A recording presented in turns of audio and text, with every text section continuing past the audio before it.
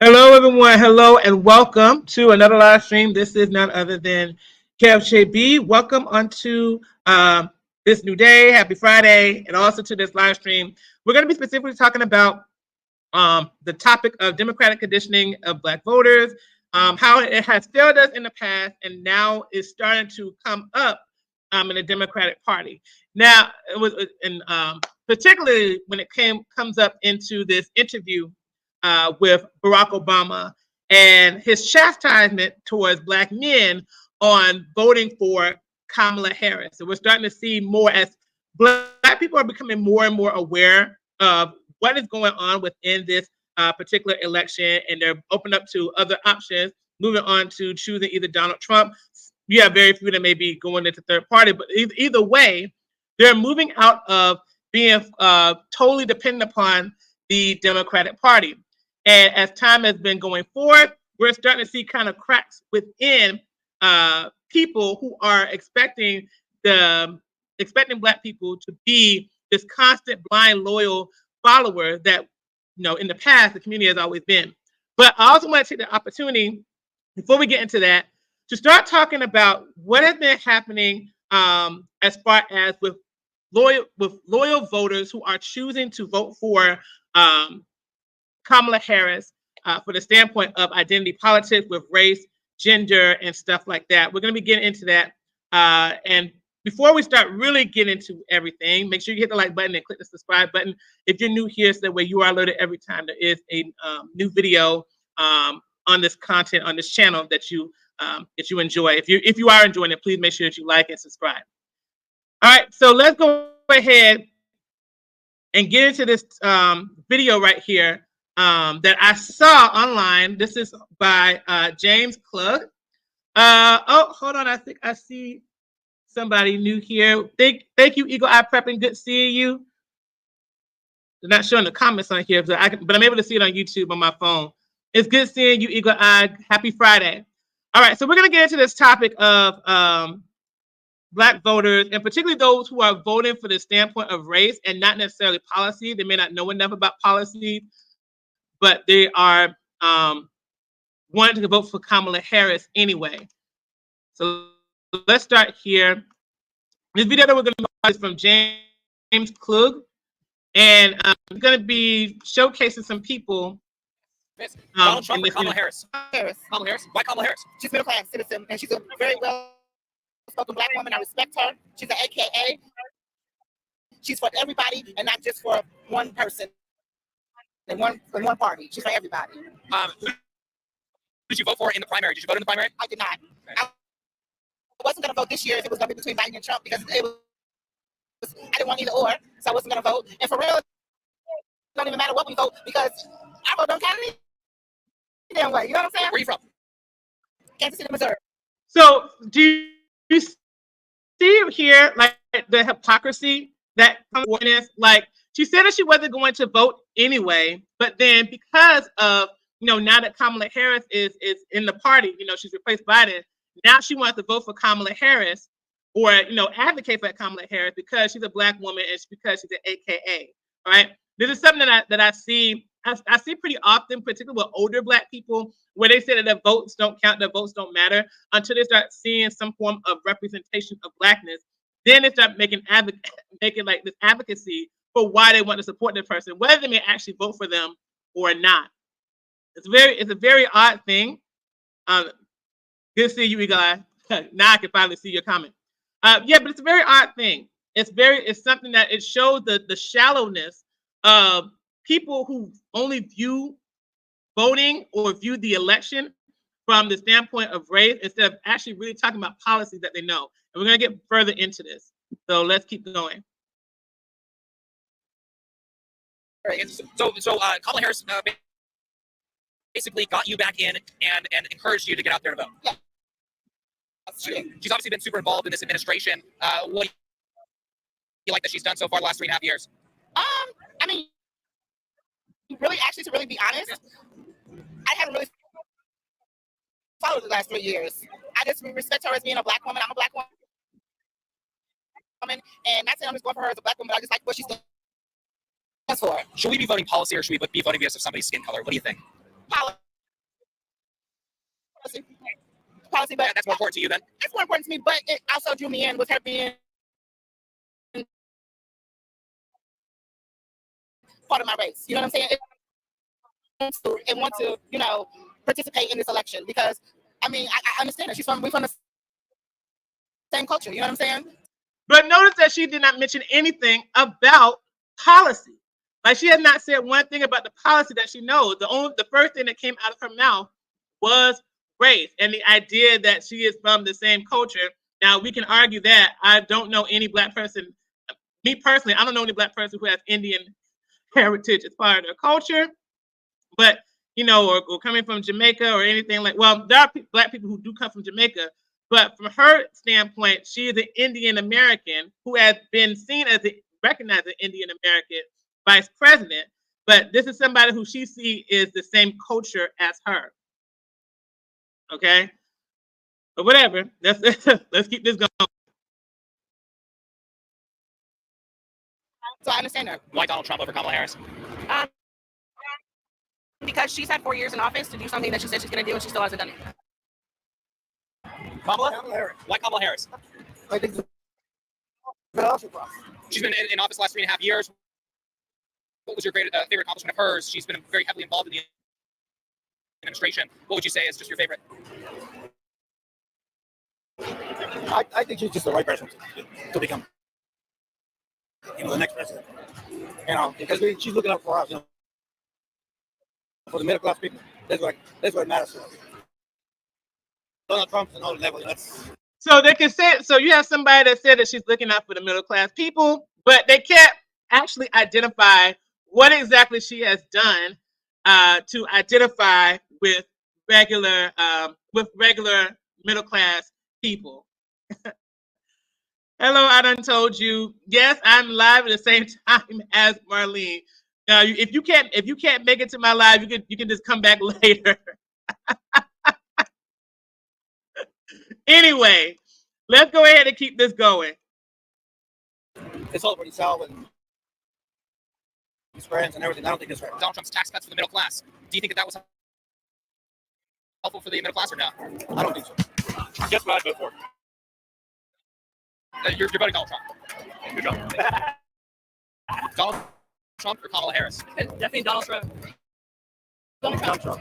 There's no way I'd vote for Kamala Harris. Trump, Donald Trump. Okay, so you guys are in the perfect attire. we got the Kamala Harris merch right here. Absolutely. We vote for Donald Trump or Kamala Harris. Are you kidding? Kamala Harris. Yep, Kamala Harris. In the house, yes. Why is that? Why are we voting for Kamala Harris? Well, number one, she talks about what we've lived. I'm an educator some 40 years. And what we've lived is lifting people up, not tearing them down. And he seems to specialize in that, tearing people down. And I am the absolute opposite. and he epitomizes everything that I've stood against and everything that I've trained and worked with my students to do. And that is to lift up one another and to achieve greatness and great heights and be told that they can always do well and do the best and be the best. You guys, she's off. Okay, so I understand your point of wanting to see Donald Trump as somebody who is tearing somebody down instead of lifting somebody up like Kamala Harris. Okay, why is it that you cannot specify what is it that she has done to lift people up? Because for what I've seen, particularly when it comes to the stuff with migration and a lot of the division that has been caused specifically within this administration, particularly when it comes to race, economics, and things like that. What is it that she has really done to be this great uplifter of people? And how specifically has Donald Trump coming in to tear people down? Like you have to, what are those specifics? Right, exactly, Eagle Eye. How about training the students to be critical thinkers? Well, he can't train that because he's not able to critically assess, what does he mean by lifting people up and tearing people down? Obviously been heavily involved in the Biden administration. What was your favorite accomplishment of hers as Vice President of the United States? As Vice President the United States, she was bold enough to go to the border and tell people to stay home. People forget that. and in fact, more so, there are a lot of people who are misinformed, and there's a lot of misinformation going around. And so let's set the record straight, if I may. So before we go and continue to that, what is that? What exactly does he mean by going to the border and telling people to stay home? I'm guessing that he is conflating the idea of, going to the border, talking to I guess the people at the border about the migrant situation and staying home in terms of the COVID-19 that was going around at the time. But you see, again, going back to the idea of training students to be critical thinkers, he's not able to critically assess everything that he is trying to say in this particular moment. Like everything, it just kind of seemed like these situations that he has seen without actually detailing, specific areas of how, again, this is an example of leadership or lifting people up.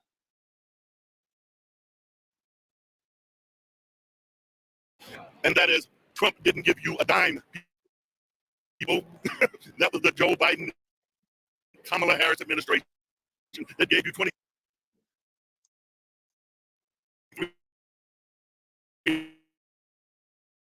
and $1,500. No one else. I beg to differ. I recall getting money when Donald Trump was in office. I remember Donald Trump promoting the stimulus package, and I got my money. So that is not true. Just like what James has said, that was done under the Biden administration. Once Joe Biden got in office, the money was significantly lower, and eventually it just went away. But I remember getting my money under Donald Trump. That's not true. This is not a game. Hey, I got a question for you. When it comes to the border, Kamala Harris overlooking the border, telling them not to come, that is seemingly more of a sore subject when it comes to this administration. Worst border crisis in America.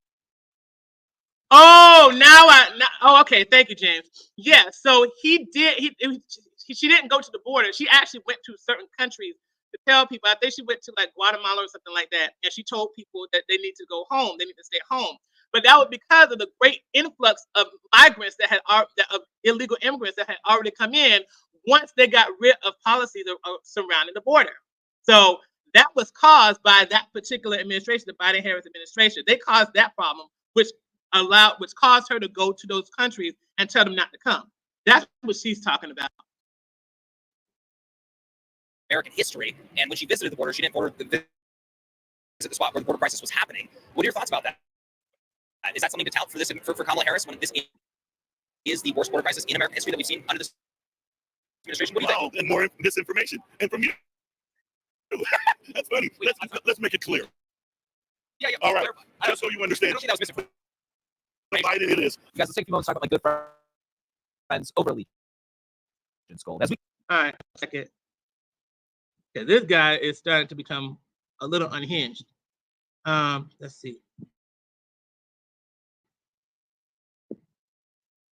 back on this video. The Biden administration inherited that border crisis. You remember the one that Trump said that he was going to build a big wall? I think he made it about 5 feet. No. So what ended up happening was there was a bill, and we talked about this earlier. There was a bill called Title 42. In that Title 42 bill, migrants were not allowed to be over here. He basically sent them away across into to Mexico because of, and they use the idea of COVID-19 as a means to ensure that people would not come here with the virus. During that time, the border issue had the lowest amount of illegal migrants that were coming over here. So the spike of the migrants did not happen until Joe Biden took office, undid everything involving the border, and then it shot up significantly over the next couple of years once he got there. So again, that's not misinformation. Those are facts that we have gone over in this channel. And you can even go to websites as well as I even went to ChatGPT to get more information about that. That is what he is offering. This man right here is factually incorrect. Let's continue. Not just that, it was so garbage, so garbage that I think I could have made it through that wall. All I had to do was just open the door. But not just that. It was also done in a situation where they were advocating, not just advocating, but they also had a, what is that called? A bill that they were going to strengthen the border. And in fact, that bill didn't even come from them. It came from Congress, and they were with the bill prepared to sign. They negotiated and everything else. And guess what? Donald Trump called up all his buddies and said, don't vote for it because I want them to seem like failures. Guess what? They're not. They're not failures. And in fact, when Donald Trump... How did they inherit the border? Donald Trump refused to put out that vaccine for the coronavirus and kill some 658,000 people. My friends that I went to college with also included. When that happened, Joe Biden and Kamala Harris came in office and put that vaccine out. Okay, so let's talk about this real quick too. The whole thing with the vaccine situation, when the virus broke out, as I recall, as I can think about it. Hold on, let me see something. It says it's so funny how they repeat the same words and phrases that Kamala Harris, right? Because again, that goes back to this right here. How about training your students to be critical thinkers? You can see for himself that he's not a critical thinker. So let's go back to what I remember. I remember when the virus broke out in around. Well, I knew about the virus back in January 2020. The virus started coming around here. I want to say around, was it around March or April? I think it was sometime around March. At the time, there were talks about wanting to do a vaccine, but everything was so rushed with trying to get a vaccine in order that people were very cautious about wanting to receive a vaccine in the first place because of a process that it takes to even create a vaccine, right? It takes a very long time to start trying to figure out ways to deal with the vaccine, right? Trying to come up with all the counter effects that's created to do a vaccine. That vaccine, so in the fact check, they said that the vaccines came out in December 18, 2020. So that happened under the Trump administration. However, there was also concern about whether or not this would actually be something that would be helpful because of the quick pace that these vaccines were coming out. Now, to add to that, I know they make the numbers that seem like that it was very, very huge. And don't get me wrong. Having hundreds of thousands of people die, particularly 600 or thousands or so, it's never a good thing. But people make it sound as if that it was like a large percentage of the population that were dying. When you really take time to look at the numbers were like barely 1% of the population that were dying from the effects of the coronavirus. So even though I'm sure he was very concerned, very upset about what happened with that. I myself, I even question how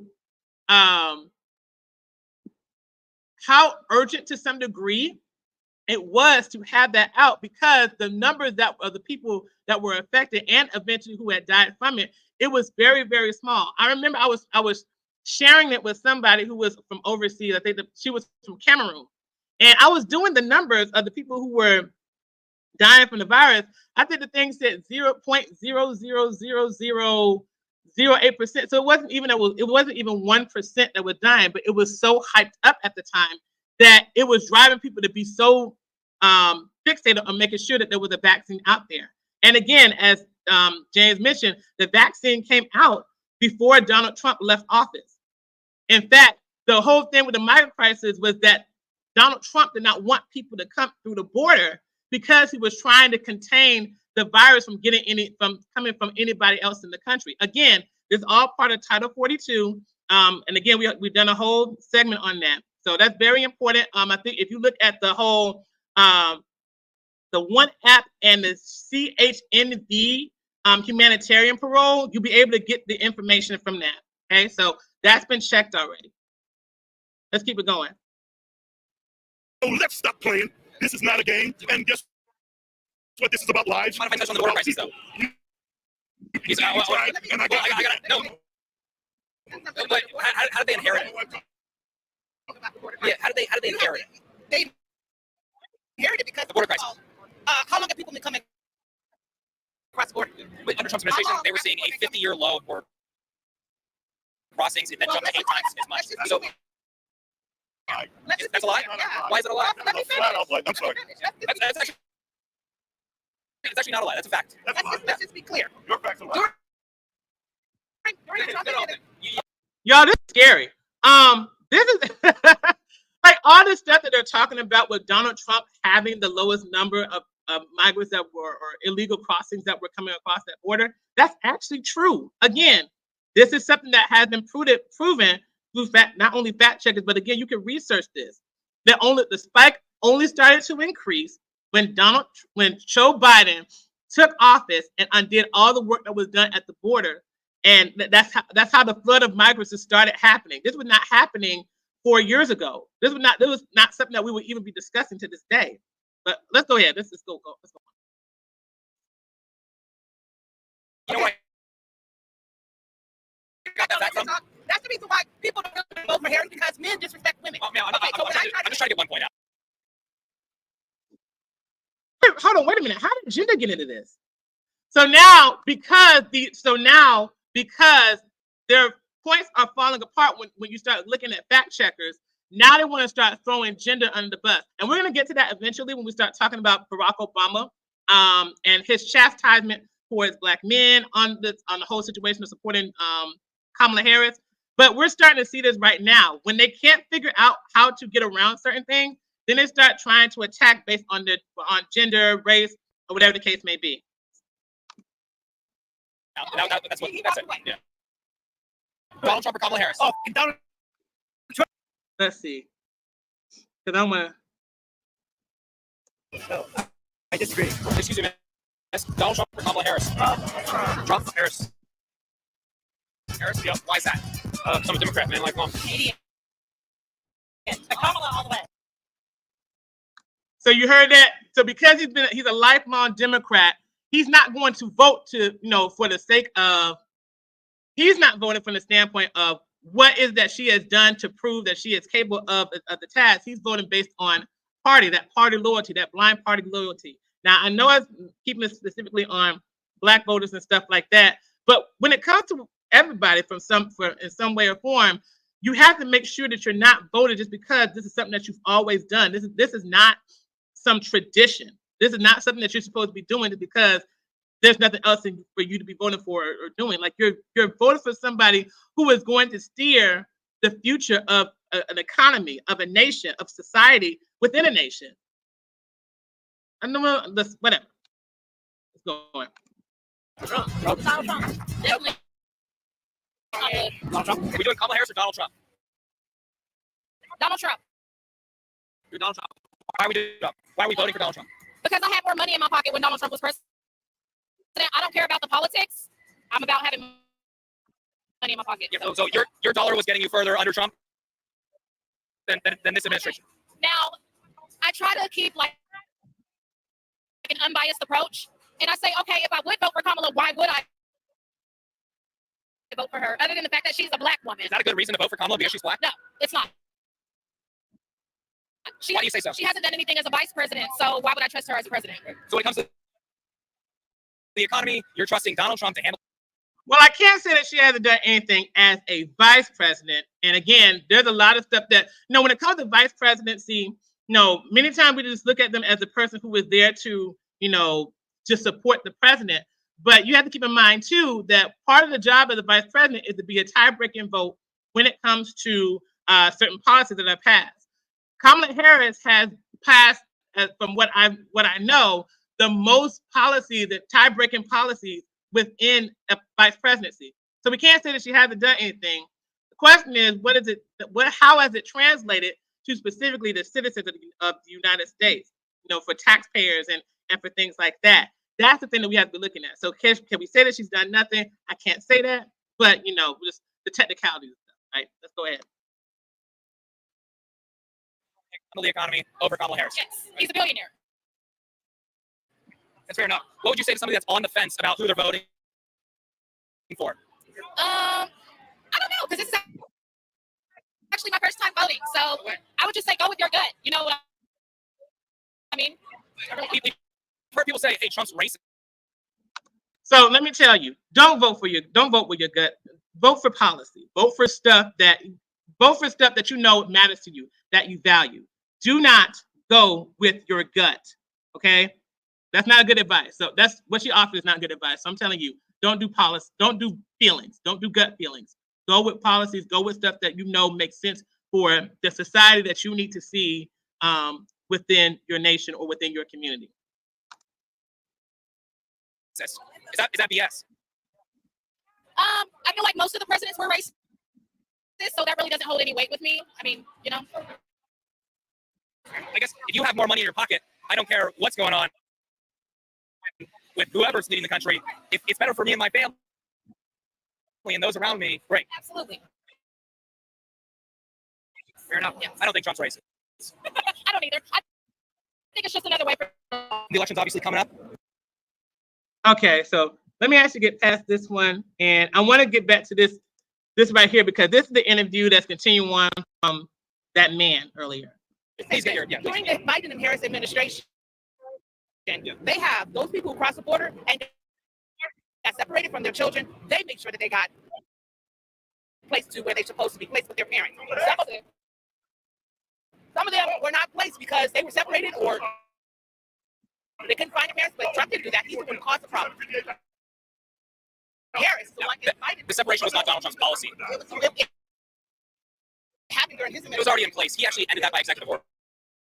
No, he didn't. So another thing too, just because certain things can happen in administration does not necessarily mean that is a law or a policy that somebody has done. I think it is very misleading and very dishonest to tell people that because the separation occurred while he was president, that he is responsible for that separation. Not good at all. Not good at all. It The family separation. If he ended, then why are you now saying that there's a problem now?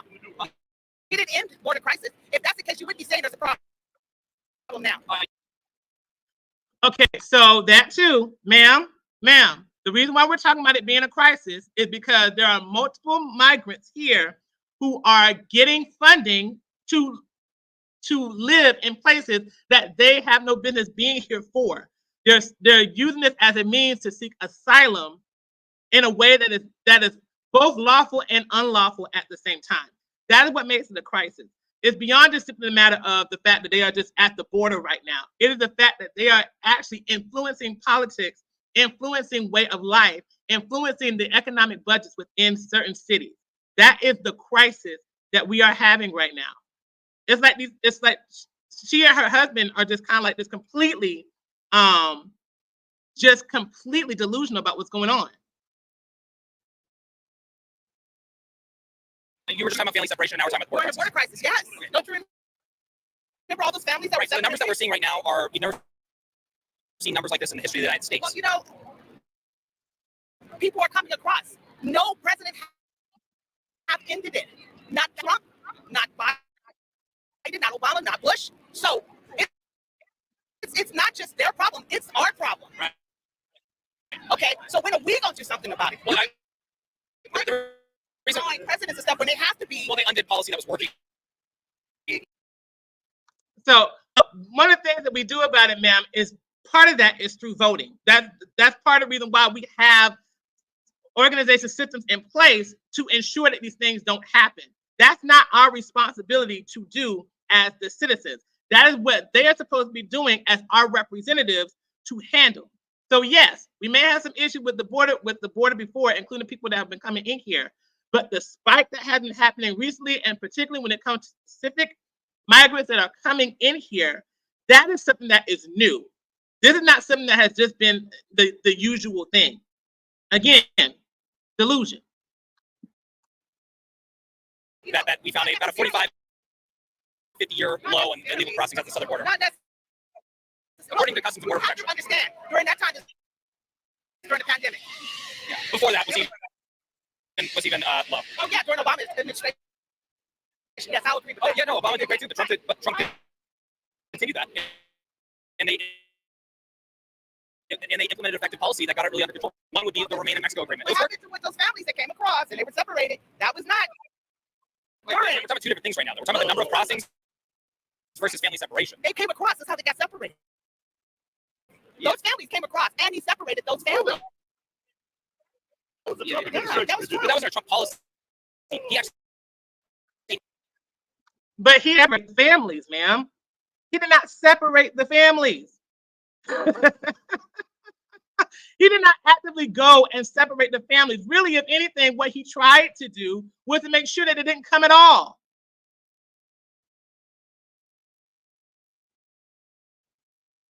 and do you mind if I finish? Yeah, of course it does. Is he ended family separation by executive order in 2018. So the policy was, when you get arrested, your child doesn't go to jail with you, because if you got arrested, would your child go to jail with you? No. But it was the same thing at the border. It was the same thing at the border. It didn't occur when he separated them during that time. What do you mean by that? When the families were coming across, they were separated. They were treated inhumanely, and that was during Trump's administration. You mentioned inhumanely. Right now, the Biden and Harris administration has about. So again, this person does not understand policy.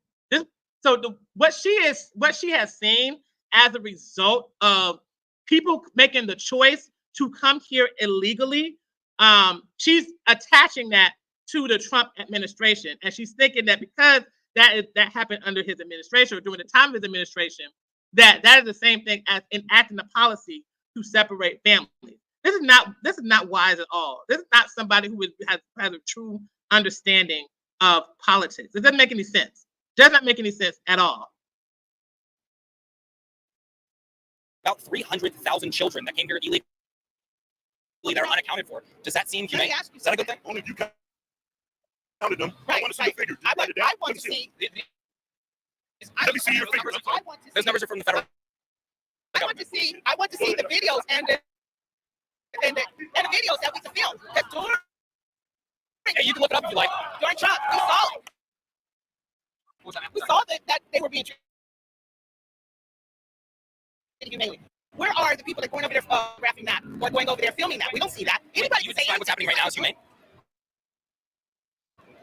Anybody who's treated unfairly is inhumane. You know what? Most deaths at the southern border right now. Was definitely inhumane, and you know everybody got paid for what's it called? They got paid for Reparations. except for black people. They don't want to even acknowledge it. Yeah, but that mainly happened under the Democrats, ma'am. Very party that you're defending right now. It is the Democrats that find some way to negate reparations. In fact, very recently, as I recall, over in California just a few months ago, who denied them reparations? There were black politicians in the Democratic Party. So you make no sense, ma'am. Make no sense. Make no sense. Now, Do you think Kamala Harris will Kamala Harris give reparations if she wins? Do you think? I don't know. Is that important to you or no? Right now, it's not the first thing on the table. You know what's the first thing on the table? Yeah, Is Trump. it's not only that, but it's just He's not in office right now. just making sure that Take him to jail like everybody else was a convicted felon. Sir, the worst border crisis. Now we're gonna have a talk about the spelling thing. Some people have taken this thing really far as making it seem as if Donald Trump is just a hardened criminal.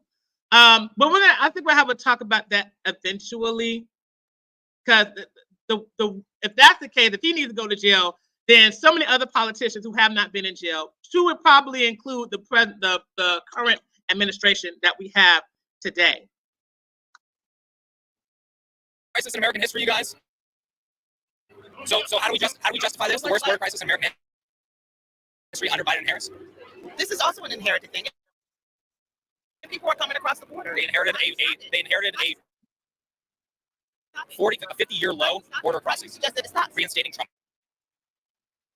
policies, remain in Mexico, getting rid of catch and release. Reinstating Trump? Huh? Does that mean reinstating Trump? No, in 2023, they introduced HR2 that would have included those policies. She will come up with something. It really has nothing to do with Biden Harris. It has something to do with what she's going to do. And I believe she's going to. Well, they're the one that undid the policies that were working. Really? Yes. Okay. So what Yes. policies have they put in that's going to work, or that is working? They could get rid They of. haven't done anything, ma'am. That's the point that he's making. They have not done anything to reinstate what's going on with the border. Well, I can say what they have done is that they've created an app that allows people who are migrants to come into the country and have hope for asylum or assist working towards being in this country if they stay in for 2 years or to something to that effect. Like, that's really it. Like, they're not going to do anything. Catch and release. They didn't just take it out. Well, I'll tell It you. has to be replaced with something. Do you want me to tell you what they did? So on week one, really quick, on week one, they reinstated catch and release. They pulled out the Remain in Mexico agreement. They halted construction of the border wall, and all of that said, okay, great. If you come to the country, you can seek asylum in the country. That's why we ended up with 3 million people entering the country per year. Well, you know what? A lot of white people are benefiting from it. Yes, they are. Yeah, because they can hire their corporate position. Yeah. And so again, when they start losing their points, when they start losing their argument, everything goes back to race. So I need for people to start seeing that there is like a pattern here as to how, when it comes to people who have these types of thought processes about what they think about policy, particularly when they have a more liberal democratic process, well, not liberal specifically, liberal process, they start having these ideas, and then when they're confronted with fact check and confronted with truth, then they start going to other matters, like they attack a person, or they make it about race, they make it about gender, they make it about so many other things that are unrelated to the topic at hand. We're not. But shouldn't we be raising wages for the American people and not importing cheap foreign labor? Biden, under the Biden Harris, its wages have been raised. Under the Biden and Harris administration, wages have been raised. Real wages are down under this administration. But it has to. All statewide, their wages are down. And you know who pays? People like you. So did they go up or did they go down?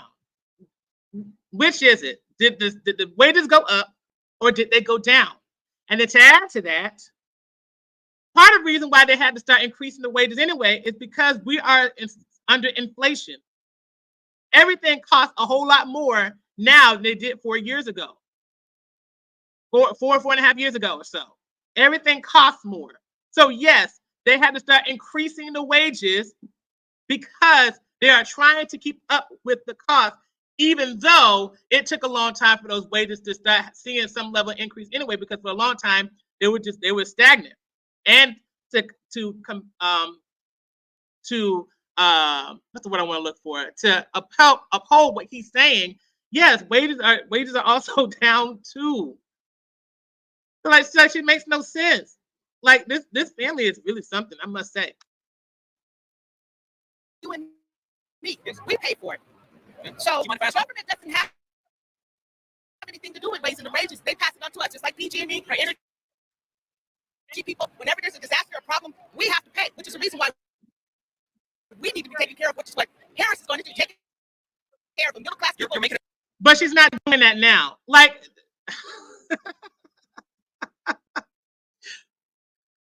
so, in case you are been able to like really notice, especially because of this migrant crisis. I know I talk about the migrant crisis a lot, but it has really opened my eyes to the fact that even when it comes to like giving this different money to all this different money in the different towns and stuff to migrants to live here or to gain affordability, be comfortable here, things are increasingly tougher for taxpayers because of the reckless spending that this administration has done, between the migrants to the wars to all these different things that are involving helping other people. they are not as focused on what is happening specifically with the taxpayers and how eventually, the taxes are going to have to be increased to support these people who we didn't really ask to be here in this manner. So again, what is she talking about? What is she talking about? A great argument to not import cheap labor. The world. You know what I said? You're making a wonderful argument to not import millions of people for cheap labor. Well, you know what? You see what They're not just coming from Mexico. I didn't say that I they're. know. Nobody said that. They're What I'm saying is there are a lot of people coming Let's all over. go on. I'm not saying import them, but I'm saying yes, they come over, but the people are coming over from all over the world. Right. And yet, yes, but what has happened here is that these people are being imported. Much of it is done for cheap labor, and it's done to increase, not necessarily increase, but to keep the progress of the work and the jobs of corporations, while at the same time not giving Americans not just simply the base level of payment, but also to invest back into their people. They're choosing not to invest back into their people with the benefits, with increased wages. They will give the same job to those from other countries with lesser cost, because for many of them, to have a little bit of something from this country is a whole lot better than what they have from the other from the country that they come from. So they'll be happy and they won't complain about it. That's the goal. That's something that I don't think she recognized. I'm pretty sure she doesn't recognize.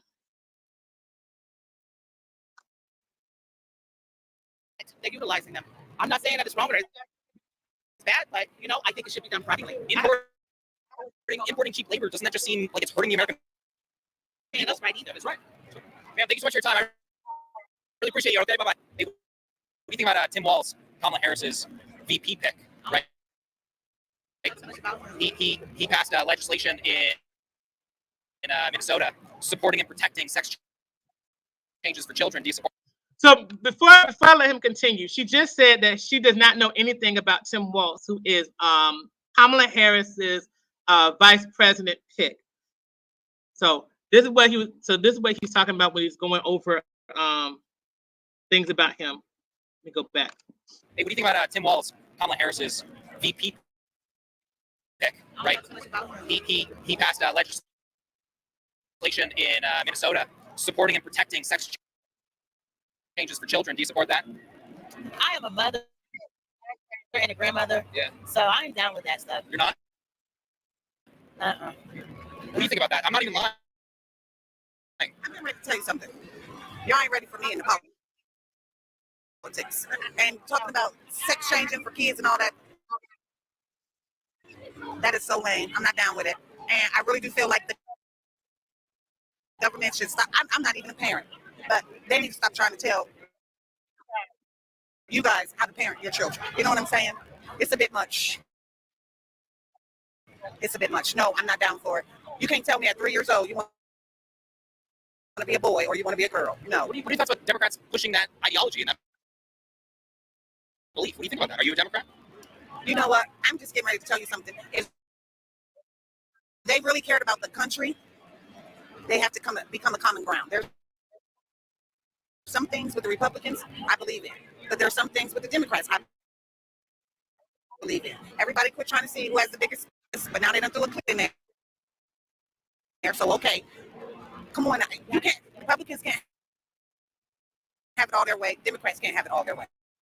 Okay, so this right here, this word salad right here, again, this is something that happens whenever people start being aware of things in politics that are specifically for or happening from a particular party, and then they start trying to do this kind of wishy-washy thing where Republicans can't have it their way, Democrats can't do this, Republicans, they're doing too much of that, Democrats like, no. You have to, when you are being asked something that is a clear, direct question, do you support it? You have to be able to stand your ground on what it is that you believe in. At this point in time, this is not even talking about the party. This is about what you value. And yes, This is something that Democrats push. Republicans don't push this. So when he's asking you a specific question regarding a party, you have to be able to respond yes or no. Or maybe you don't feel like you want to ask that question. Be able to at least try to answer the actual question. Because what that does, it doesn't make you look like a strong, competent voter. It just makes you look like you're just a charlatan. You really care about the country? Get your shit together. Yeah. Bottom line. You're talking about kind of a unity ticket then. You want people to start getting along. Who do you see as more unifying? Neither one. Both of the parties is you have to be corrupt to be in politics. Are you going to vote for one of them or no? We got time. If you had to vote right now, who are you voting for? Okay, no, boy. If I had to vote right now, I'm going to tell you, I'm not a Trump fan. I'm just not. I just don't like how you've done everything differently than the presidents before you. Like, I don't understand what makes him so different. And the big thing I'm going to tell you what really pisses me off about him, I'm a regular citizen. I got to pay my taxes. If I don't pay my taxes, you're coming for my house, you're coming for my car, you're coming for everything I own. How do you get away without paying your taxes? I don't like when rich people don't pay their taxes. I don't want leveraging legal loopholes in the tax system. Is that a problem with him, or is that a problem with our politicians that allow that? The damn politicians that allow it, but yeah. They're not looking after us, that's for sure. Exactly, but that's the thing where I tell you, you scratch my back and I scratch yours. They're all dirty. Do you mind if I touch on this super quick? Because you are saying, hey, Trump's not acting like the politicians before him, but all these politicians have been gaming the system, getting rich after being in office, and all of these things for years, putting the American people last, is doing something different. A good thing. So, you think he is doing something different? As far as what? Wait a minute, bring it back. The status quo of the American politician. They're corrupt, they're dirty, it's putting Americans last. He's doing something different than the status quo. A good thing. You brought up doing something different. Yes, it is. It is a good thing. I do feel like it is a good thing. I think if he was super dirty, he would already be in jail. He's not a politician. He's a businessman. Yeah. He's looking at the government in a business kind of mind frame. But only for, I just feel like, I'm sorry, only for the rich. And I don't understand. How can you tell me he can't even handle his own finances? How the hell is he supposed to handle the country's finances? Okay, so there was a lot there. So first of all, you saw that earlier that she was talking about how she was not for kids being told what to do about when it comes to sex changes. Yet when she's confronted about who would she vote for, she is saying that she is not a Trump fan. So now, granted, at this point, it's not even about being a fan of someone. This is about, again, who supports your values, or at the very least, who can come close to it. Now, if you're somebody who can say in 1 minute that you are not a fan for someone telling children what to do, then automatically Trump should be the more likely candidate that you will want to consider, given the fact that he's not in a party where that would be a standard, or that would be a thing, because the whole sex thing is from the standpoint of the Democratic Party. Now, when we're talking about the candidate that you would choose, now it's kind of all from the standpoint of now he's for the corporations and things like that. Even though if you look at, I don't know if people have really taken their time to look at these economic plans. Again, this is something that we have done here with Trump and Harris. We've seen the different plans and stuff. Trump has been from the standpoint of not necessarily focusing on corporations, but making sure that Americans are producers through the economy, because he sees the importance of the United States being a producer rather than a consumer, which is why he's proposed a 50% tariff on China and 10 to 20% tariff on other countries that come in. Now, whether or not that is feasible that's a different conversation. But to say that he's all for just simply his rich billionaire friends and stuff like that, You have never heard him. You never heard him say that. You don't see any economic plans that say that. This thing comes from mainstream news. It comes from media who have already projected these ideas onto this man. But if you actually take the time to look at the economic plans, you would see something different. Let's go on. Let's continue. Only for the rich. How only for the rich? What do you mean by that? His tax cuts reduce tax for the middle class. What do you think about that? No. I ain't see it. I promise you. I don't even feel like there's a middle class anymore. I said, There's a lot of Americans that agree with you on that. You either got it, or you don't. The Tax Cuts and Jobs Act did reduce taxes for the middle class. In fact, it actually, in a lot of ways, punished the upper class. Now, where people say the rich is because there was a corporate tax rate that was dropped from 35% to 21%. But a lot of economists would say that just allows businesses to thrive, hire more people, and expand. But as for tax cuts, those tax cuts work for the middle class. And I'm not trying to sell you on anything. I'm just telling you the facts here. You can't sell me. Hey, I'm not trying. You can't sell me. But me, like, I just feel like he's a narcissist. It's just okay. So again, when it comes to actual facts, you cannot just simply tell us your feelings. Like, you either know it or you don't. And if you don't know it, say that you don't know it and say that you're going to research it. Do not follow up, because at this point, it's almost kind of like this level of pride for you to kind of stay there and feel as if like you know so much about what's going on when you really don't.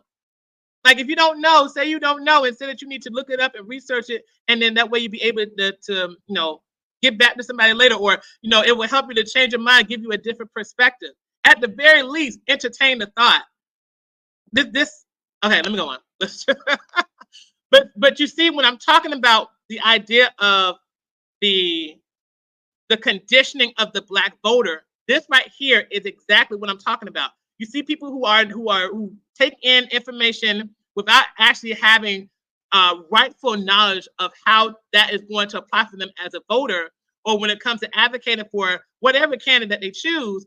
And it is simply just kind of like spew these egg salads and these long-winded conversations that show they don't really know anything. They don't really have anything of substance as a voter. This is a problem. They said that they're afraid to say that they don't know, so they go off of their feelings. Exactly. This is, I mean, like that's a major thing that I see many times when it comes to Black people, and it happens to everybody. It's not just simply them, but specifically when it comes to the means of staying Democrat, or to stay wishy-washy while being democratically aligned. It's a problem that comes specifically with Black people. It's really, really an issue. He's not my vibe. He's not, and I'm looking for, like, you probably could be a good damn president, but guess what? You're broke as hell. You know what I'm saying? Like, the cameraman, he can be a good president, but because he ain't got no money behind him, then no, ain't nobody looking at him. To keep it real with you, I'm not really feeling either one, but if I'm going to go with the lesser of the two evils, come on, Kamala, get on in there. And no, it's not because I'm Black and I'm, ain't got. I'm talking to a lot of Black Americans.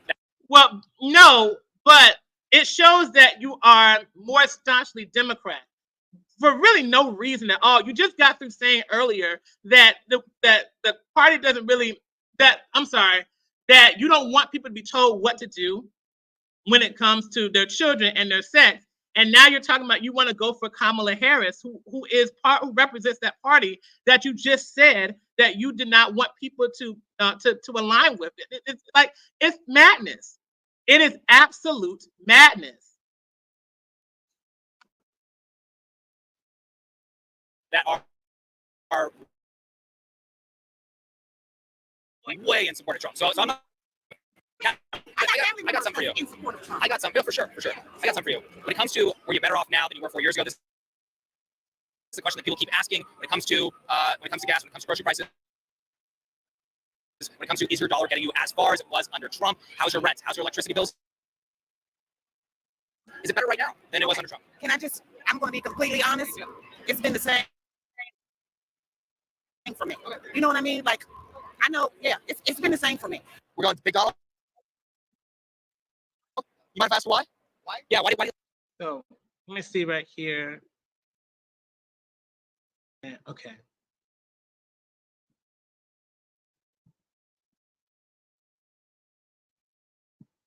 I'll move over here. Give me just a moment, you all. I want to make sure that I have. A lot of people are saying Trump today. What are your thoughts about that? Can't fault education. You're going Kamala No, it's Harris. Harris. Why Harris? Because she makes sense, even common sense. She's been involved with this administration the last 3.5 years. She's been heavily involved in the administration. What was your favorite accomplishment of hers over the last 3.5 years? She oversaw border policy, the Afghanistan sandwich draw. She was heavily involved in. What is your favorite thing that she's done the last 3 years? My favorite thing is that she is making common sense and had a great answer for any political question that you ask her. Is she perfect? I want to know what interview has she been seeing these past couple of months that make her believe that everything that she's advocated for is common sense or has this great speech. I remember that with 60 Minutes, they had to edit her response to a particular question because it was just simply word salad. Everything that she has given thus far has been from the standpoint of regurgitating the word salad. They have actually done, and matter of fact, we can probably go through that, but they've done and multiple times where she repeats the same word again and again. It's almost kind of like a copy and paste situation with the words that she says. But at what point is she speaking common sense? And you notice again, specificity, right? They cannot specify what it is that she has actually said or done to prove that she is as competent or intellectual in speaking as they say that she is. Let's keep going.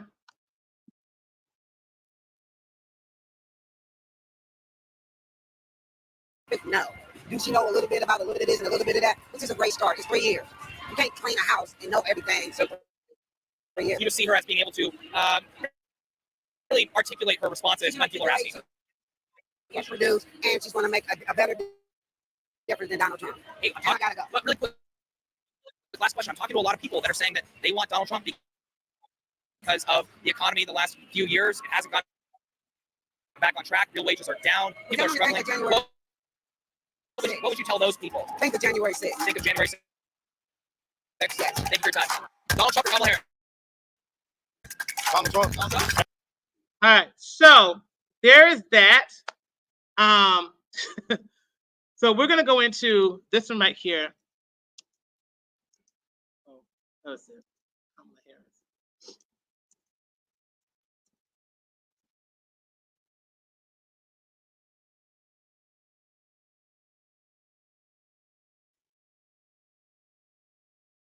By the way, if you are liking the content thus far, make sure that you hit the like button. If you're new here, make sure that you are subscribed so that way that you are alerted every single time there's a video. And we're going to keep going. Here is a Black woman rally together for Kamala Harris. To the Democratic National Convention here in Chicago, Kamala Harris made history 4 years ago when she became the first Black woman elected on a major party presidential ticket. It was a victory brought on by Black Americans, mostly Black women. Matter of fact, Black women were actually considered the Democratic Party's most loyal bloc, with about 90% voting for President Biden over Trump. Now, Black women see an opportunity to send a woman who looks just like them to the White House. Joining me now, Joteka Edie, founder of Win with Black Women, a network of Black women leaders across. So I'm supposed to believe that Kamala Harris looks exactly like this woman right here. I'm supposed to believe that. Okay. Y'all say so. All right. Across the country. Boy, it's not just the music moving your groove right now, is it? There's a whole lot moving right now. It's just a lot of good feelings. The energy is high in this arena, and we might have how many more hours before we get started tonight? Not many more. Let me tell you, Exactly. it's moving fastly. Speaking of moving quickly, this happened so. Oh, boozing. Is that right? Okay, there's not a better song to get the party going. I know, Sorry, I right? had to pause for a moment. He put that song out on, I guess, YouTube, and it had such a great beat. The next thing you knew, he was. Now, I want to mention something too, because this is something that she mentioned. She mentioned Bootsy, right? You ever notice that the people that Kamala Harris hangs around, whether it's doing interviews or whether she does a show, which she has done for the campaign, they've never been people who we can say that they are competent reflections of the community who are politically and intellectually aware. Now, you saw with the video that I had shown, these are people who are not that, who you could tell they're not that involved in politics. They don't really know anything about anything regarding the stuff that she has done. All they can do is point towards something that she thinks that they think that she represents for them. Now, some may present that in a way where it's a bit unhinged, whereas there are some people who are genuinely ignorant about what exactly that she has been able to tangibly do. Now, we're going to go into, we'll go more into this video, but I want you guys to really keep in mind, if you can really think of a time where she has actually been able to be debated by intellectuals that are within the Black community who are historically and intellectually aware and astute, please let me know. Because from what I have seen from thus far and throughout the whole campaign trail, she's not been able to really do that. Now, I'm going to get myself off the screen and I'm going to try to get my charger because my battery's starting to run low on my computer. So let's keep this going as we continue. Was hitting the charts. It's so, everywhere. Yeah, it sure is. All right, let's get down to serious business now. Kamala Harris, did you just at how fast this went?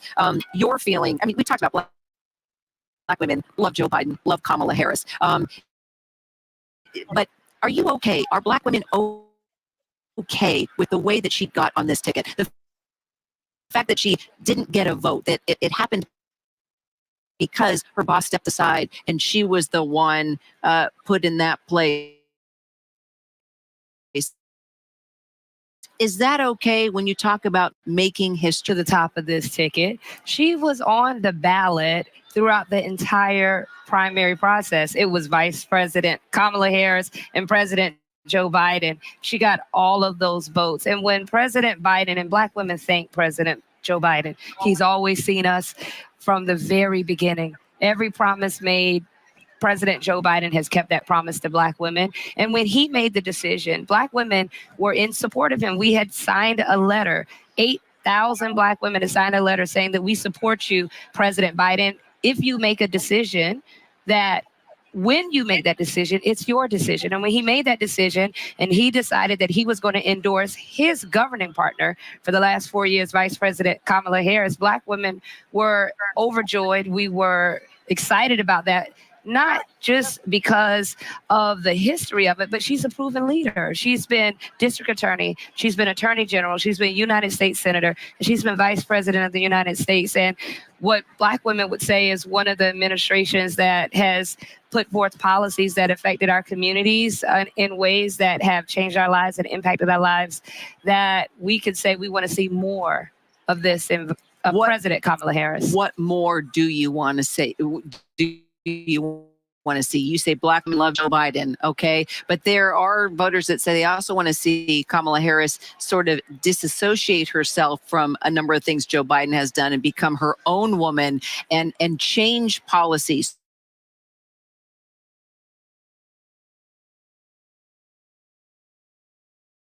So what do Black women want to see from? I think we want to see what Kamala Harris is doing exactly the party in ways that we have never seen before. We see so much unity. We see so much excitement, all behind Vice President Kamala Harris. We've seen the policies that this administration have put forth. She's already come out with a strong economic plan. I think we're going to see more of that in the days to come, more of the policies that she's putting forth. But she is going to take this country further. I believe that we have to remember that President Biden was working with an obstructionist Senate. And we did not have the House of Representatives. And so they did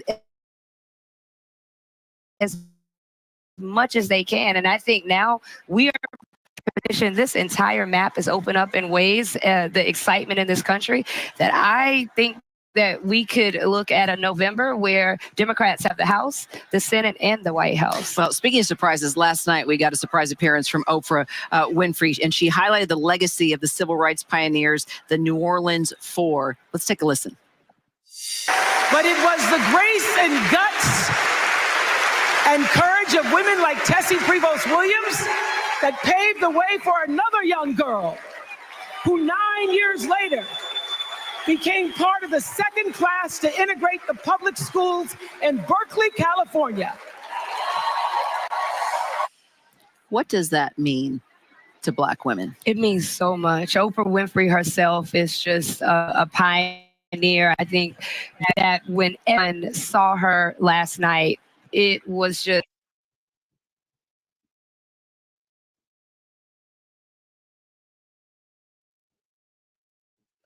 it's riveting. You could feel the energy in the room. But what Oprah spoke to is just the legacy that everyone is feeling right now. 60 years ago today, Fannie Lou Hamer, she asked for credentials and she was denied. Here we are 60 years later, and tonight we will witness Vice President Kamala Harris accept the nomination to be the first Black woman president of the United States. We've come a long way. We think about Shirley Chisholm. We think about every single Black woman who is not in a history book. I'm getting emotional, and I think we've been emotional all day. I think about my own grandmothers. I think about my mother. I think about Black women who fought in this country knowing that they would never see this day, but they believed that it would be here. It is an honor. It is an honor for all of us to be here, to be the ones to help usher that in. And we have an obligation to make sure that we cross the line. And I think that's why we're going to see Black women work hard between now and November to make sure that we're registering voters, that we're turning out voters, because we are built on a legacy of women who paved the way for us, knowing they wouldn't see this day, but they knew that we would be here for this day. Well, I'll tell you what, if she does win the White House, I sure hope I see you working alongside her. Choteka, thank you, really. Thank you. What a pleasure. Thank you. Well, I hope you do work alongside her. That was quite a delivery. So you heard that. I reserve my thoughts. But I wanted to get into this because, as you all know, there has been a particular split between Black men and Black women in regards to their support of Kamala Harris. Now, before we even get into the idea of Kamala Harris and why there is a split between men and women in general, we got to first talk about the whole idea with the difference between how men are voting and how women are voting within this election. So I wanted to, let's see if I can try to find it. Yeah, so this one right here. So this is 2 days. I want to, there's another one that I wanted to do.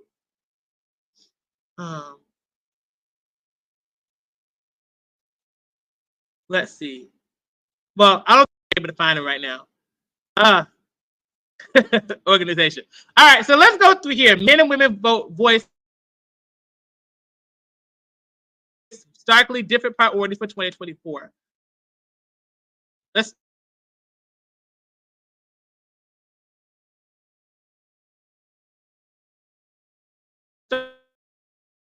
start here. Presidential election could see the biggest gender divide in history, that is according to polling.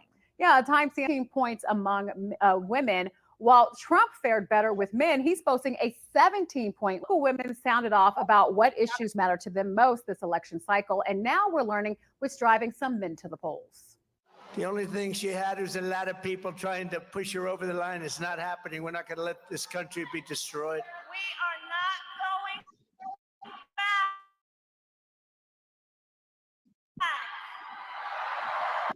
Voters we talked to, there couldn't be a more stark contrast in this year's presidential election. Trump supporters turning to him to fix an economy they believe is broken. The most important thing to me is my pocketbook. I'm retired and I'm on a fixed income, and it hurts. I think that with J.D. Vance and Trump, a lot of change is coming. change in the positive sense. I don't understand why other people are saying we're having a bad economy right now. Harris supporter Rolando Carrion blames the global COVID pandemic for the state of the economy, not Harris's party. We recovered a lot compared to any other country in the world. And our unemployment is down, crime is down, our stock market is way up. Together, we will build a brighter future for our nation. At this recent Harris rally in Las Vegas, several of her supporters say there's another issue driving their decision in 2024. What issues matter to you most? Democracy, the preservation of democracy. The issues, they're always important, but the number one thing right now is we need somebody who's going to stand up and fight for our country, fight for democracy, fight for our way of life. I was a Republican for 40 years, but I got to vote for her. I served 30 years, defending our democracy around the world. I need to defend it here at home. For others, regardless of political affiliation, decency and the candidate's values matter. The direction that the country is going. I'm a Christian. I don't see the values of the direction the country is going under this administration is going in a positive. It's going in a negative sense. When he was in office, he did do good things for the country, but he just what do you call it, like I don't want to say a racist, but he's just a straight blunt person, and he says things that offends a lot of people. So that's what some of them were saying. Of course, we'll have more stories in this series, in our Voice of the Voter series, including listening to our seniors, what the youth vote has to say about this, and even the Hispanic voting bloc, which is a huge one right here in our state. Okay, so they're going to actually talk about the difference between men and women voters. There was one that I wanted to get into that that I wanted to talk about really quickly. I want to see if I can find it. I think it's by Fox.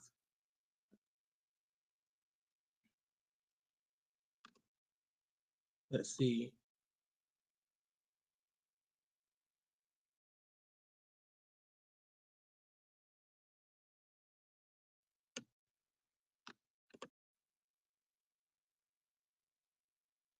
Doing voting. Is it Vox that did this? Let's protect women. Oh my gosh, I cannot believe. Is this it right here? This is the political worldviews, LGBTQ. Let's see. In any case, you guys, I may have to do a different video on this. I know that it was I know the video. I just can't remember the name.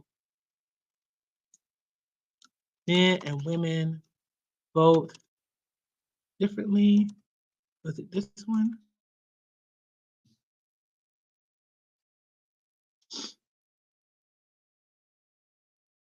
So in general elections, review, how women vote. I cannot find it. Wow. Gen Z with the men.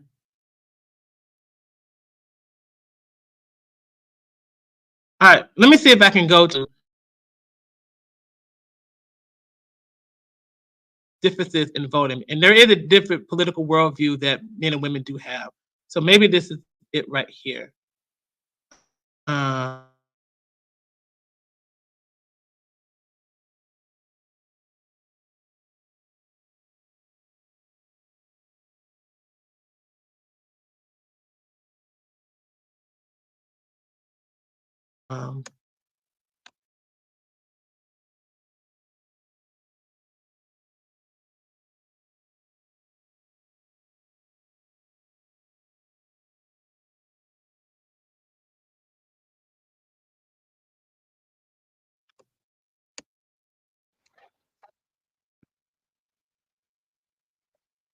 Something strange is going on with boys. It's not going to take too long. In many countries around the world, young men are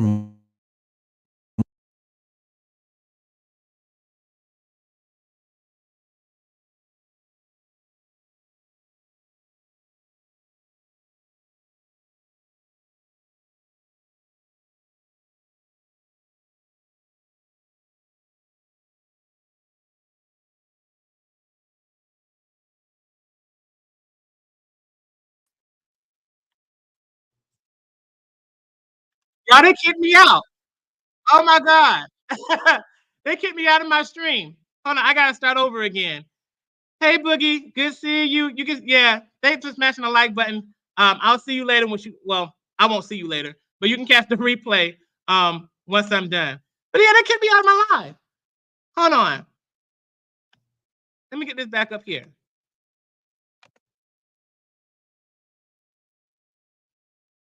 All right. So we're gonna start over from the top, you all. Use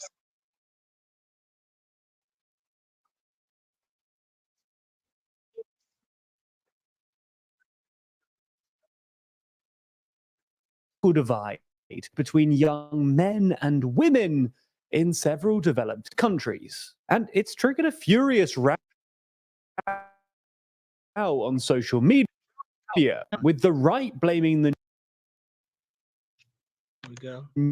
gap on what they see as excesses of identity politics and modern feminism, and the left blaming it on what they see as toxic masculinity and a reactive anti-feminist misogyny. So, in this video, we thought we'd take a look at the growing gender gap and the data behind it. Some of its potential repercussions.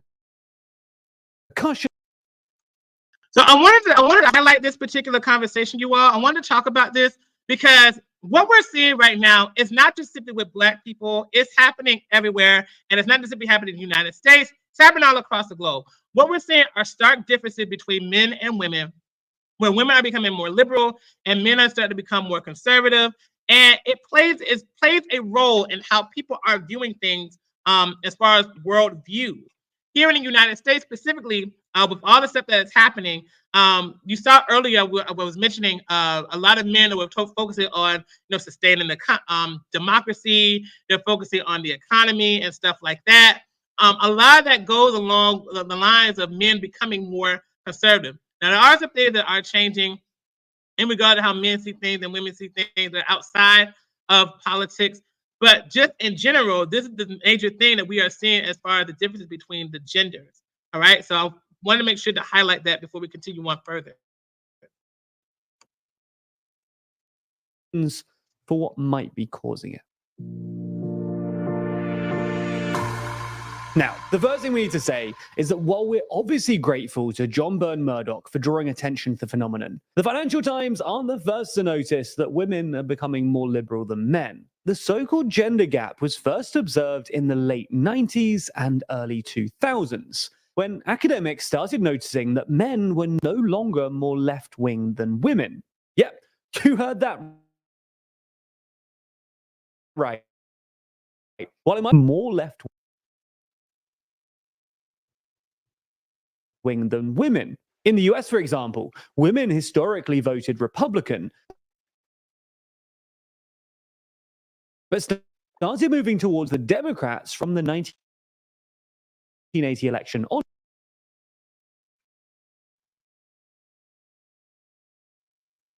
Oh yeah, sorry for the gap.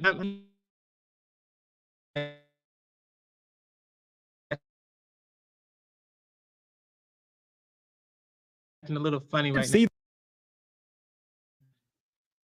Where the blue line starts off slightly higher than the red one. While in the UK, young women suddenly veered towards Labour at the 1992 election, while young men did the opposite. This gender gap, where men were more liberal than women, and which lasted from the end of World War II until the 80s, is known in the literature as the traditional gender gap. Conversely, the gender gap we see today, where women are more liberal than men, is known as the modern gender gap. But while the modern gender gap has existed for the past 30 years or so, that piece in the FT suggests that it's widened significantly in the past few years with Gen Z. Now, because much of the data involved essentially uses party affiliations, young women are getting more liberal or young men are getting more conservative. For instance, while at first glance the graphs apparently suggest that it's mainly women getting more liberal, with the notable exception of South Korea, it could instead be argued that women have stayed the same, but conservative parties have moved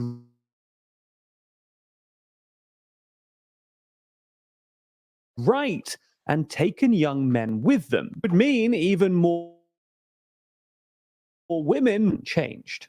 Anyway, whether it's men moving right according to recent data. In this sense, there are now 3 gender gaps. The traditional gender gap running from World War II until about 1980, when men were more liberal than women. The modern gender gap running from 1980 until about 2020, where women were more liberal than men. And what we might describe as the Gen Z gender gap, which began a couple of years ago than young men. While inferring causation is difficult here, it's plausible that this widening gender gap could have some pretty severe social consequences. For instance, some commentators have suggested that this widening political chasm could be contributing to the declining marriage and fertility rates in the developed world. As South Korea's gender gap has widened, its marriage rate has declined, and it now has the widest gender gap and the lowest fertility rate in the world. But what actually explains this gender gap? Well, while there are obviously a whole load of factors, research suggests that the most significant factor in the modern gender gap was actually secularization. In the 20th century, conservative parties, like Christian democratic parties in Europe, had strong links to the Catholic Church, while liberal parties were generally more atheistic. So, as women were more religious than men, and religion is a key determinant of voting behavior, perhaps unsurprisingly, women voted more conservative. While women are generally still more religious than men, the decline of religion and its strength as a determinant in voting behavior meant that women shifted left in the latter part of the 20th century. Religion might also partly explain the last couple of years, young women have suddenly become less religious than young men for the first time in post-war history. There are also clearly case-specific reasons for this too. South Korea's gender gap, for instance, seems to be closely related with the fact that South Korea is one of the most culturally conservative countries in the world, with a higher than average fraction of men saying that women shouldn't work, and one of the worst work environments for women globally. While in Europe, some of the Gen Z gender gap seems to be partly driven by contrasting views on immigration. More generally, though, commentators often point to the polarizing and radicalizing effects of social media, or the increasing salience of cultural issues like feminism and identity politics. While these explanations might be intuitively plausible to some viewers, they're hard to actually prove with data, so we're not going to go into them in too much depth. However, one related and data-driven explanation is education.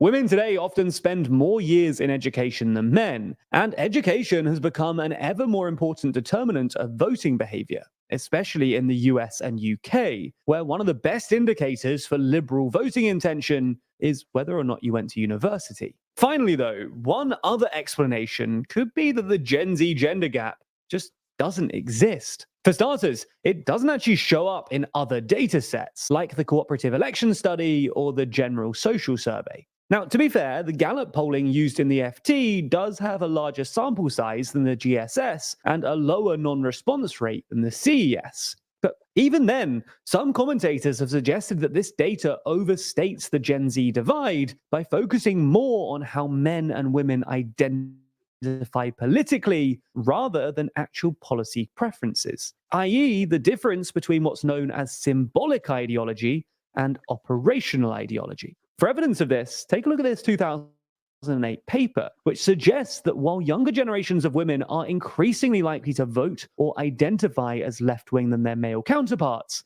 the gap between them on actual policies and values remains pretty consistent. Data from 2020 suggests that something similar is true for Gen Z. While young women are far more likely to identify as left-wing, when you ask them about actual policies, the difference between men and women is pretty minor and hasn't grown significantly between generations. All in all, the Gen Z gender gap is, of course, worrying, but it is worth interrogating the data before adding it to our ever-growing list of societal catastrophes. While you've been watching this video, you might not realize that shady forces are working in the background to collect personal data from various sites and bundle it together, ready to sell to a third party.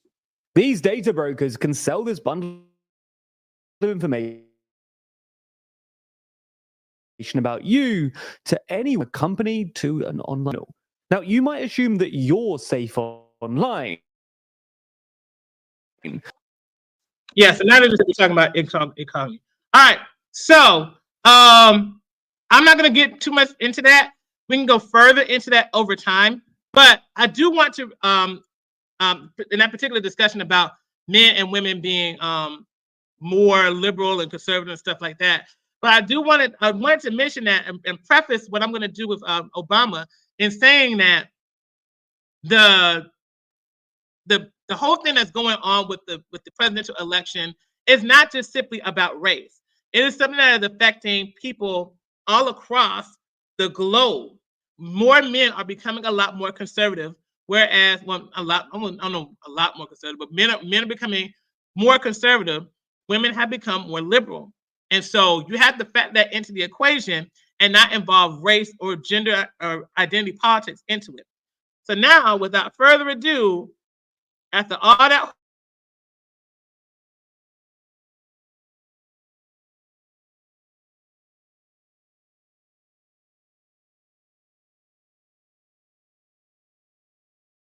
hoopla, we're going to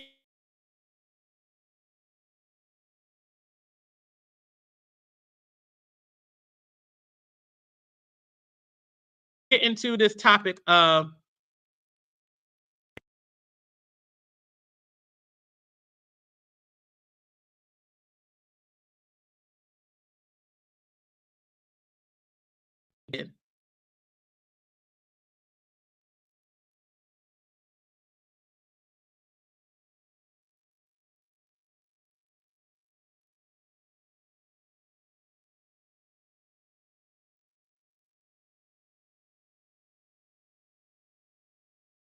by the way, if you're liking the content, if you're new here, make sure to do our subscribe so that way you are alerted every time we have new videos available. All right, now my understanding, let's go for it. Based on reports I'm getting from campaigns and communities, we have not, because my understanding, based on reports I'm getting from campaigns,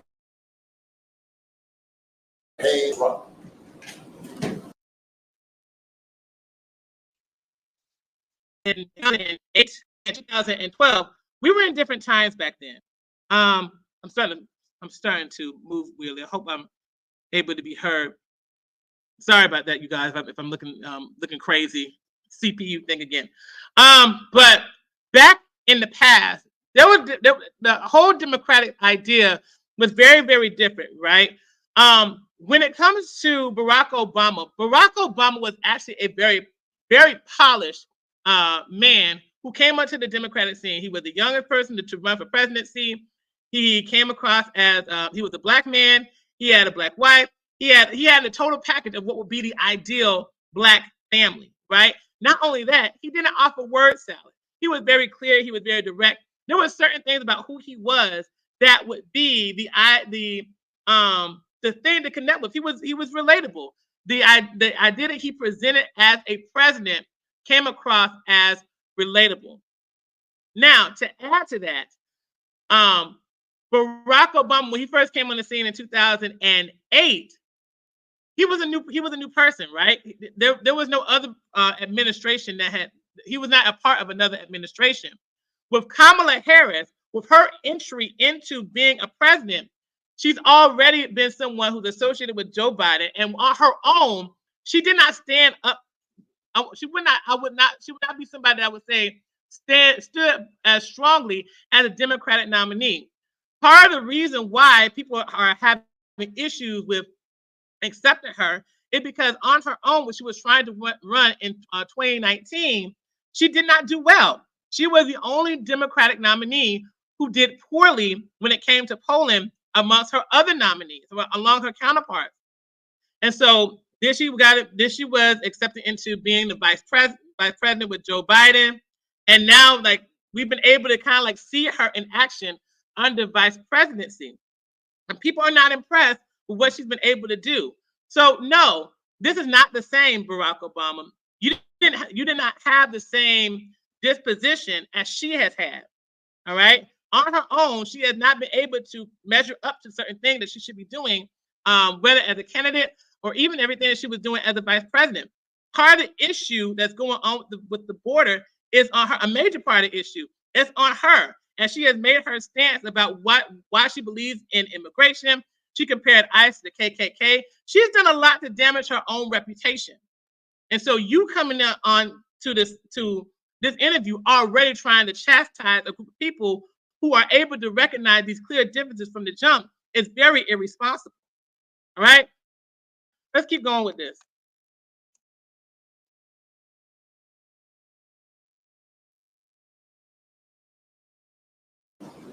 Now, seems to be more pronounced with the brothers. So if you don't mind, just for a second, I'm going to speak to y'all directly and say that when you have a choice that is this clear, when on the one hand you have somebody who grew up like you, knows you, went to college with you. I didn't go to college with Harris, sir. I didn't go to college with her. Okay? This was reckless. I can't believe that Barack Obama came out of his house to go onto the screens and chastise this group of men, acting as if he's trying to scold the black men in the community to vote for him. Like, sir, vote for Kamala Harris. Like, sir, who are you? And who cares about how she grew up as? Like, we're looking at how she is as a presidential candidate, someone who has been able to be seen as vice president. She didn't do well on her own what she was doing in 2019. So we've been able to see her as vice president to see how she's able to handle things. And people are concerned, not just us as black men, but people in general are very concerned with the direction that she is heading with our country. All these migrants that have come in, all these people that have been put over black people in liberal cities such as Chicago, such as New York City. That's happening everywhere. But since we're talking about black people specifically, the black community specifically, they have been put under these migrants that are in that these mayors are having to look and take care of. Like, who are you to come down and speak to us and scold us like children? So Eagle Eye Prepping said, it is so sad to see politicians shaming certain groups for how they decide to vote. They have no right to do that.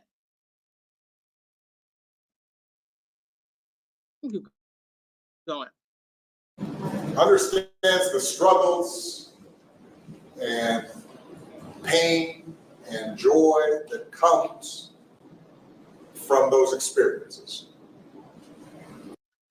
What experience are you talking about exactly? Is this again the black experience? Because that's what that seemed like he's referring to. You know, and that's part of the reason why I talked about it earlier when I did that first interview. You need to stop voting for people. And I have to say this, I really do. Black people, this is on us. Because we use our experiences, especially when it comes to like whether it's going with modern experiences like the police, whether it's going through certain experiences that are shared by other black people, we use that as a reason to put people in office, to heed certain people, to make certain people leader and representatives for us that they don't deserve it. This right here is an example of that. This man wants us to put somebody in office who is showing us that she is incapable of not only criticism, but also being able to doing jobs properly. The fact that we have increased inflation, despite the fact that she's been able to help pass an Inflation Reduction Act, is proof of what it is that she's done that makes us not want to vote for her. Again, that's not just limited to black men. That's limited to anybody who has a brain cell when it comes to politics. this is really upsetting. And I'm pretty sure this is going to be something that he looks back on and say that this is actually, because what it gives, honestly, because for those of you all that may not have been following along with the Brandon Johnson situation, it gives this whole scolding thing, and Kamala Harris does this too. People got you so worried about Donald Trump being a dictator and stuff, but why does this person feel as if he has to come down from his home or go down someplace to scold somebody for not voting for someone? It's their right. It's their right. Like, who are you? It's that same attitude that reminds me of when Kamala Harris talked down on Anderson Cooper. And I don't know, I want to be able to do that, but I don't have the time that I would like to. Maybe we'll go and talk about that next week. But it reminds me of like how these particular Democrats, when they get challenged, when they get pressed, and when things don't go their way, they feel the need to scold people and shame them into doing things. Like, you can't do that. It's going. Just had to work harder and do more and overcome and achieves the second highest office in the land and is putting forward concrete proposals to directly address the things that are vital in our neighborhoods and our communities. What exactly is concrete, though? Like, she talks about the middle class and everything and what she wants, that's what she wants to do, but she's never really given anything that is so concrete. In fact, that's actually part of the problem as to why she's not getting the vote and representation now, because when people ask her questions that specifically revolve around the economy, being able to have access to things, how she plans to handle the whole price gouging situation, the actual specifics, she doesn't give anything. So what exactly has she done that is so specific, Mr. Barack Obama, former president? Because you're starting to sound like you're acting as if you're a dictator president right now. What has she done to make us so ready and willing to vote for her?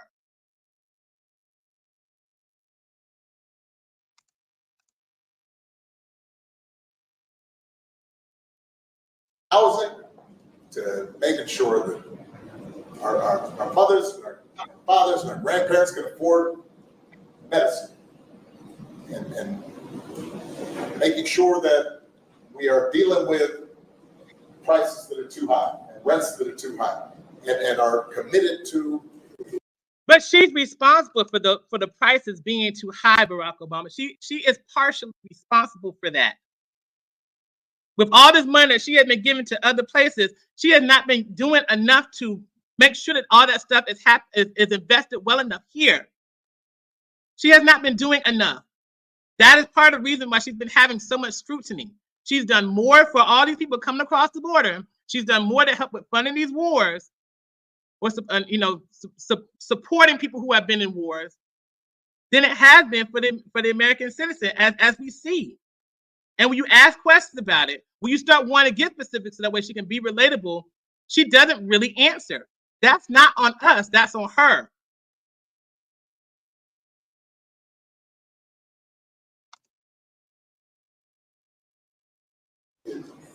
Is committed to making sure that we maintain the Affordable Care Act, so everybody's got help, and cares about things like education and entrepreneurship in our neighborhoods. The Affordable Care Act, which is also pretty costly. Now, is it less costly than it could be than perhaps other stuff? No, and are we grateful for the fact that we can be able to get health insurance despite pre-existing conditions? Of course, but healthcare is also costly. Okay, so that adds to things going on. That adds to things happening with inflation. Everything costs. And this administration has helped with making things a lot more costly than it needs to be.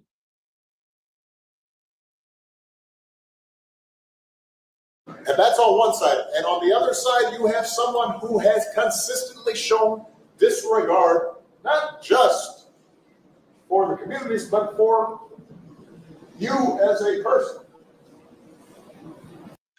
Now, if I recall, I remember Trump actually having conversations with black men. Now, granted, I know some of them were like celebrity black men, and there were black women too. I remember people were actually having access to the White House to speak to Trump about certain issues that they wanted to see. And I remember the black community scolding and making fun of these people, calling them coon and whatnot, because they were having conversations with Donald Trump. You have Kanye, you have Ice Cube, you have Chrisette Michelle, you have Tina Campbell from Mary. You have different people who have wanted to have conversations about what to do. I don't see any black people that have been in conversations with either you, Joe Biden, or Kamala Harris about what they can do to help boost things in their community. Last I checked, HBCUs got funded with Donald Trump. It was under Joe Biden that money started coming out, that funding started coming out. So what exactly has she done specifically for black men or black people in general that have this undying loyalty? Like, this is shameful. And you're thinking. And to add to that she herself been a part of the HBCU, she should have been among the main ones to voice that what they did with the whole HBCU thing was a problem. I have not heard her say anything about that. She went to Howard University, right? Why haven't we heard from her about the whole funding situation with HBCU and the fact that Joe Biden has had to pull money out of those schools and those institutions? Like, what do we owe her? What exactly do we owe her?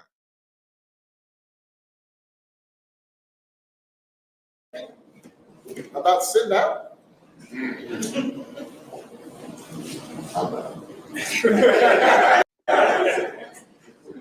But, because of Pookie,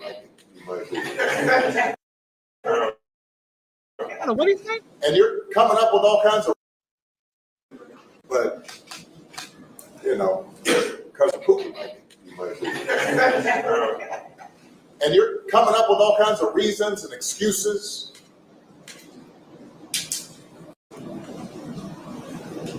I've got a problem with that because part of it makes me think, and I'm speaking to men directly, part of it makes me think that, well, you just aren't feeling the idea of having a woman as president. And you're coming up with other alternatives and other reasons for that.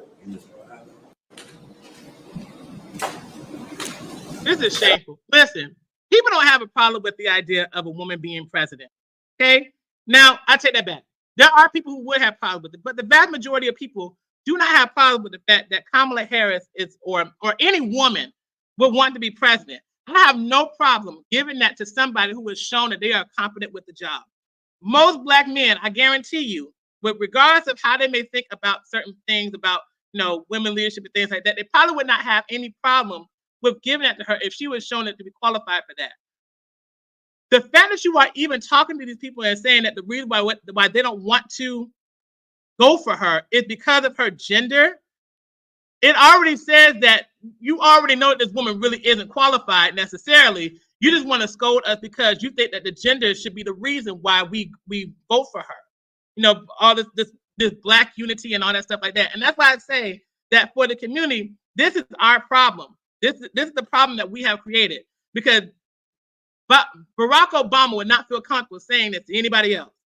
He's not going to talk to the Indian community and say why they are not voting for Kamala Harris, despite the fact that she identifies with being Indian. They want to scold us.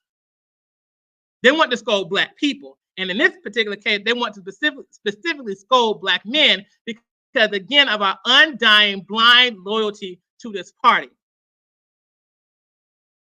So for me, this is a revelation of true colors, and this was just very shameful of this former president. The idea, let's keep it going. I think anybody you are talking to in a barbershop, anybody you are talking to in your house, in your family, at church, who is coming with that kind of attitude, I think you have to ask them, well, how can that be? Because the women in our lives have been getting our backs this entire time.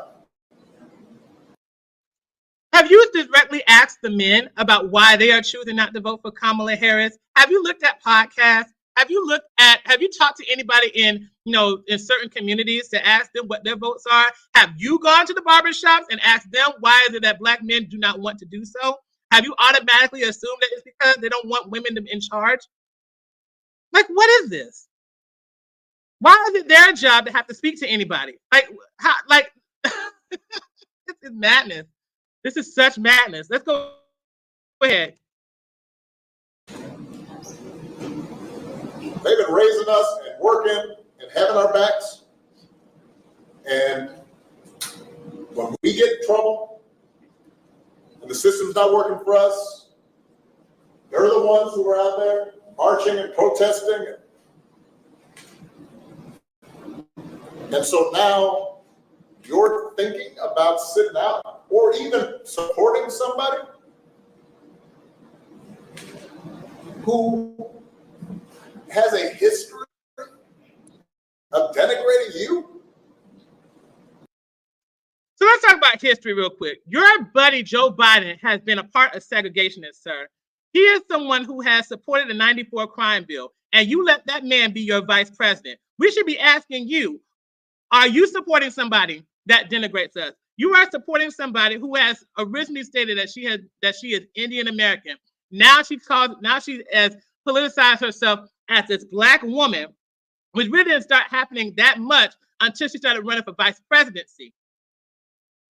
And so, and that's the other thing about racism, you all. People use racism from the standpoint of just wanting to talk about,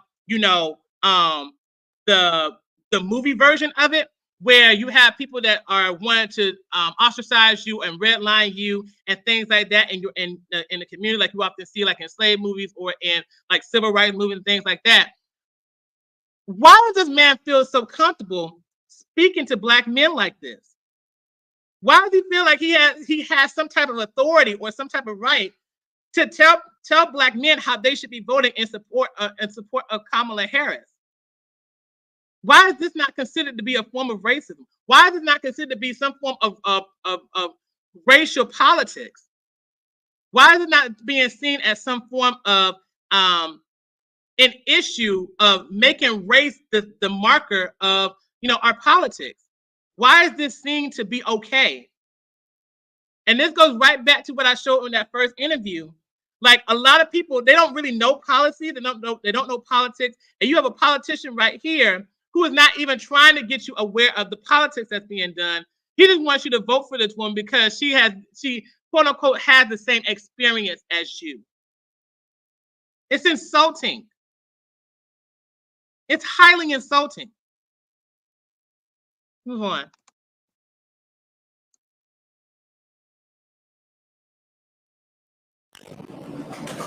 Because you think that's a sign of strength, because that's what being a man is, putting women down.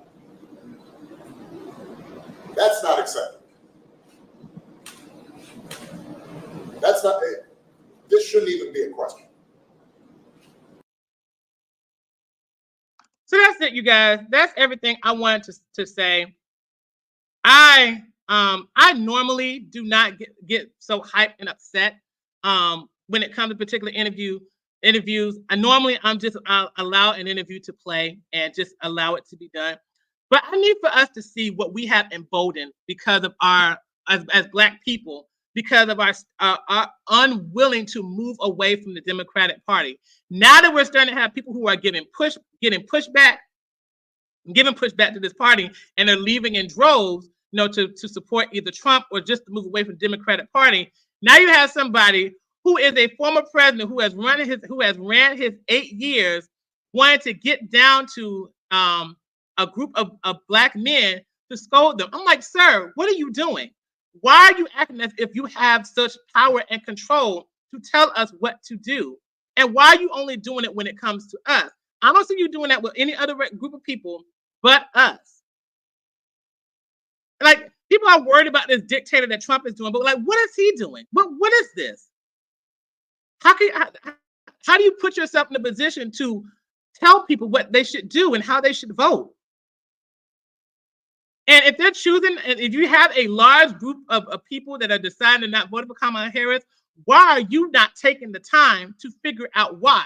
Why is it their job to figure out why people aren't voting for Harris? This is not okay. And for somebody who was a former president, I don't even know why he's putting himself into a position to where he is trying to be this huge campaigner for Kamala Harris. Like, he needs to go back to his home. He needs to go back to his Martha Vineyard home and let this election play out. Like, what is he doing? But this is on us. This is the community's fault for our undying loyalty over the years. And now that we have been able to open our eyes and be able to move in a different direction, especially when it comes to Black men in general are turning more conservative, but especially when it comes to Black men, now you're starting to see people's true colors come out, because the whole Democratic smoke screen has started to fail, and people are seeing things for what they really are. And so I'm going to leave it at that. Guys, thank you for your time. This is probably the longest I've ever done. It's almost 2 hours. I appreciate your time. I hope that you were able to gain some insight with everything that I was able to share. And I was trying to figure out what I was going to talk about for Friday. Watching this particular interview and just kind of watching Black people do the usual thing when it comes to politics and voting based on race and stuff like that. And Obama's interview was kind of like the icing on the cake. It's been happening for far too long, and it's time to stop. At this point now, you need to start being able to vote for who you think is going to best represent you. These politicians are not our leaders. They are our representatives. And for Obama to come down and to feel as if he has a right to tell us how to vote, what to vote, and how he thinks that it should be that we should be voting for Kamala Harris, that's unacceptable. He does not have a right to tell us that. He is not our president anymore. He is not in a position of this authority where he feels as if he is leading someone towards progress. That's somebody else's turn now. It should be Kamala Harris's turn. And because she's not really doing well in polls and everything, now they want to come to us and make it seem as if it's our fault for not being in support. No, this is on her. She needs to start doing a better job. All right. So that's it, you guys. I'll catch you guys tomorrow on Saturday for our Chit Chat Saturday video. I'm going to be talking more about leadership and the idea of how my viewpoints about leadership is really changing. And it needs to change, because there are so many things about representation and management that people don't seem to really know how to do when it comes to leadership. They just want to just be in charge. And if you're not somebody who is very discerning, well, I'll leave it for Friday. But if you're not, or for Saturday, but if you're not somebody who's very discerning, you'll have somebody that's going to lead you straight to a dark pit. And you need to start being more mindful that you are somebody who is meant to be represented, not led. So that's what we're going to be talking about on tomorrow for our Chit Chat Saturday. Then next week, we're going to be continuing on with Agenda 2030. We're going to be specifically talking about women's rights and how the whole transgenderism and the not properly identifying women is hurting, particularly the U.S. perspective when it comes to Agenda 2030. So I will see you guys next time. Stay awesome, and I'll catch you guys in the next live stream. Remember to hit the like button, and make sure you hit the subscribe, and make sure that you share to someone if you see someone who could benefit from it. And catch you later. Bye-bye.